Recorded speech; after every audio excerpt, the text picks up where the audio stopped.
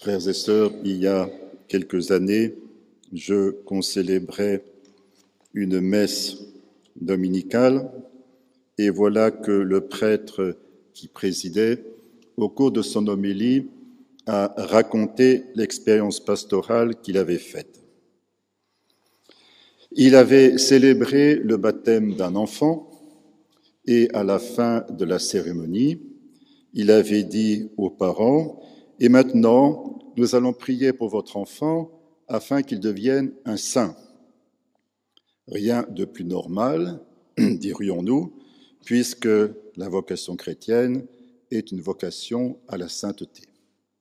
Mais quelle ne fut pas sa surprise quand il entendit la mère de l'enfant réagir avec vigueur. « Ah non, je ne veux pas que mon enfant souffre. » Ainsi donc, dans l'esprit de cette mère, la vocation à la sainteté était une vocation à la souffrance. Quel contresens! Alors justement, en ce jour où nous célébrons la fête de tous les saints, l'Église nous donne comme un évangile les béatitudes, dans la version qu'en donne saint Matthieu. Et c'est un choix qui est remarquable. La vocation à la sainteté, c'est bien la vocation au bonheur, et les saints sont les gens les plus heureux qui soient. Il vaut aussi la peine d'observer la position de cet évangile à l'intérieur du premier évangile. En effet, chez saint Matthieu, la première chose que Jésus fait dans sa vie apostolique, après avoir été baptisé dans le Jourdain et avoir été tenté par le diable dans le désert, la première chose qu'il fait, c'est de donner une grande prédication sur une colline de Galilée qu'on appelle traditionnellement le mont des Béatitudes. C'est le sermon sur la montagne, un discours magistral. Saint Matthieu, qui aime bien composer par blocs, a visiblement assemblé, réuni des paroles de Jésus pour en faire un discours cohérent qui est superbe et qui a un impact très grand. Quoi de plus puissant que de commencer un discours en proclamant 8 béatitudes à la suite?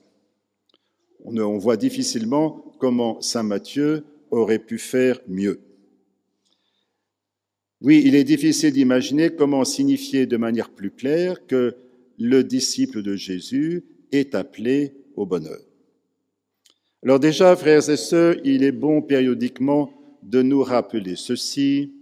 Dieu veut notre bonheur et il le veut plus que nous le désirons nous-mêmes. Mais en sommes-nous suffisamment convaincus?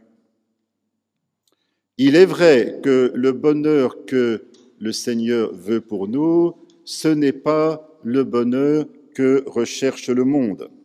Certes, tous les hommes désirent être heureux et il ne peut pas en être autrement, mais nous savons que la plupart des hommes recherchent le bonheur soit dans la volupté du plaisir, soit dans la possession des richesses, soit dans la recherche de la gloire humaine, soit même dans le pouvoir.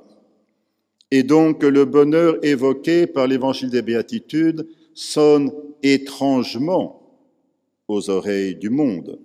Il peut même paraître incompréhensible.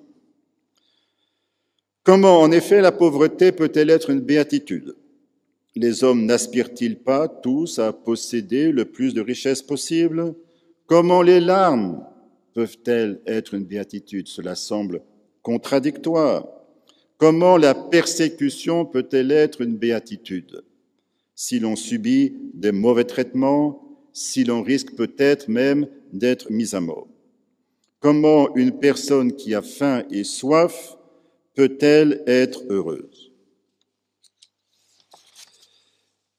Et de fait, je me souviens d'une personne qui, dans un reportage télévisé, disait que, au moment de sa future mort, elle aimerait pouvoir se dire qu'elle a réalisé tous les projets de sa vie et qu'elle meurt sans désir, parce qu'elle aura accompli tous ses désirs. Sur le plan chrétien, mais c'est vraiment quelque chose de terrible, cela. Dieu, au contraire, veut nous libérer d'un attachement désordonné au bien terrestre, parce qu'il veut nous combler de lui-même, lui qui est le bien infini.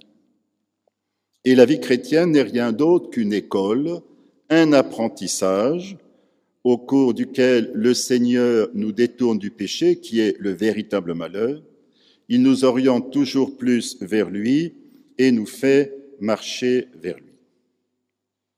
Mais ici, il convient peut-être d'écarter une erreur trop répandue, hélas, qui consiste à dire la béatitude, oui, mais ça, c'est pour le ciel, c'est pas pour la terre. On a parfois interprété en ce sens, et sans doute de manière erronée, l'une des paroles de la Vierge Marie à Bernadette, à Lourdes, « Je ne vous promets pas de vous rendre heureuse en ce monde, mais dans l'autre. » Donc on a compris, pas sur la terre, mais dans le ciel. La terre, ce ne serait qu'un séjour de larmes. Inac lacrimarum vale, de fait, chante le Salve Regina. Résignez-vous avec patience, parce que, après la mort, vous serez heureux. Eh bien, ce n'est pas ce que dit l'Évangile. Et saint Thomas d'Aquin, qui place la béatitude en tête de sa théologie morale, ce qui est très significatif, en ce sens, on peut dire qu'il est très mathéen, nous explique que, certes, les béatitudes sont vécues en plénitude et d'une manière parfaite dans le ciel, mais nous pouvons déjà commencer à en vivre de manière réelle sur la terre.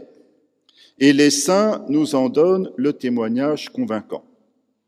La sagesse populaire, du reste, l'a bien compris, elle qui dit qu'un saint triste est un triste saint. Les saints que nous honorons en ce jour nous donnent d'innombrables témoignages de la joie qu'apporte l'Évangile. Et il semble que dans les temps récents, le Seigneur les ait multipliés. Peut-être se rend-il compte qu'à notre époque, les hommes ont du mal à être joyeux. Alors, voilà ici quelques exemples de saints particulièrement joyeux et le paradoxe, mais qui est finalement le paradoxe chrétien, c'est que ce sont aussi des personnes qui ont souffert et qui, au sein même de leur souffrance, ont donné un témoignage de joie. Déjà, sainte Thérèse de l'Enfant Jésus, durant les derniers mois de sa maladie, si vous lisez ses derniers entretiens, vous voyez à quel point non seulement elle est joyeuse, mais qu'elle est gaie. Et c'est elle qui, si j'ose dire, doit remonter le moral de ses sœurs, désolées à la perspective de sa mort prochaine.